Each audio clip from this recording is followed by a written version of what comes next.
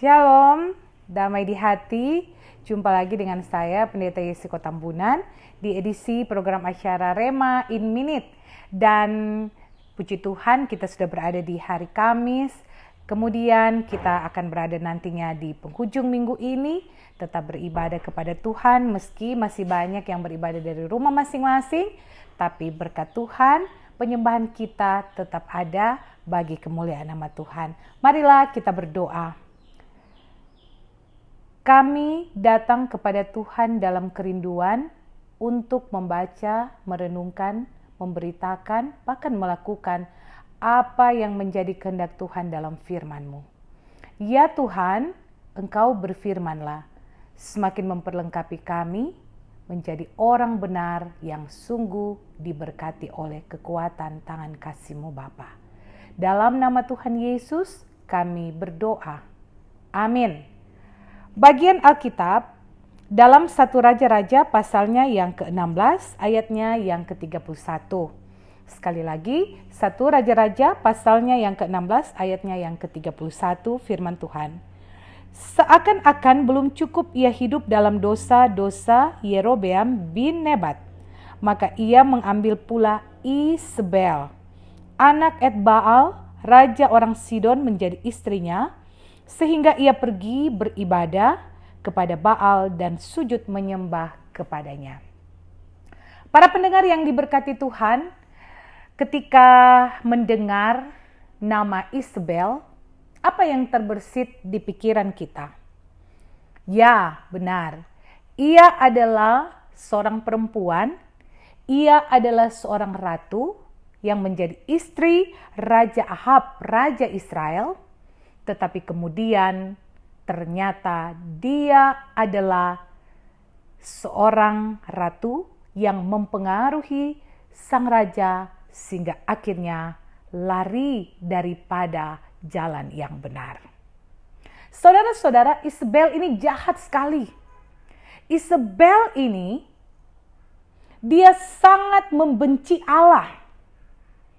Sehingga kalau orang membenci Allah, berarti membenci kebenaran. Kalau orang membenci Allah, membenci kebenaran, berarti pula membenci orang yang melakukan kebenaran.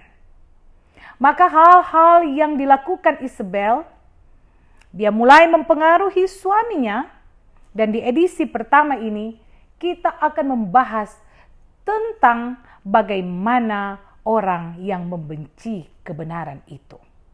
Dia pertama mulai mempengaruhi suaminya Raja Ahab, sehingga akhirnya Ahab meninggalkan Tuhan Allah dan menjadi penyembah Baal. Tapi kemudian belum sampai di situ. Isabel sangat membenci kebenaran, sehingga di mana ada kebenaran Allah, dia berusaha untuk menghancurkannya. Pertanyaan bagi kita yang hidup di zaman kini, apakah roh Isabel itu masih ada di sekeliling kita? Atau apakah kita malah seringkali terpengaruh dengan roh Isabel? Kita membenci kebenaran. Contoh nyata, banyak orang Kristen, banyak jemaat Tuhan yang ketika datang sharing, mereka bukan mencari kebenaran, tetapi mereka mencari pembenaran. Contohnya, banyak ketika rumah tangga keluarga menjadi kacau, entah dalam masalah apapun. Si bapak datang untuk mengungkapkan apa yang terjadi dengan keluarganya. Tidak berselang lama, si ibu juga datang untuk membicarakan tentang hal yang terjadi dengan keluarga rumah tangga mereka.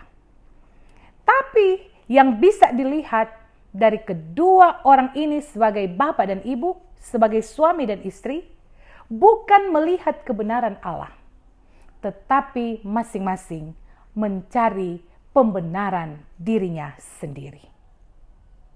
Saudara-saudara yang diberkati Tuhan, di kehidupan kita, mulai dari rumah tangga, pelayanan, pekerjaan, pendidikan, dimanapun kita ada, bahkan di tengah kehidupan masyarakat, banyak kali kita hidup hanya untuk mementingkan pembenaran kita dan bukan kebenaran dari Allah. Kebenaran dari Allah seperti di edisi lalu, bagaimana ketika orang benar dia mendapatkan jaminan untuk hidup di kehidupan surga yang kekal, tapi juga orang benar dikatakan besar kuasanya. Ketika doa orang benar didengar Tuhan, maka besar kuasanya mendapatkan jawaban dari Tuhan. Maka mari berlomba-lomba jadi orang benar. Berlomba-lomba mencari kebenaran Allah dan melakukannya, bukan pembenaran diri kita sendiri.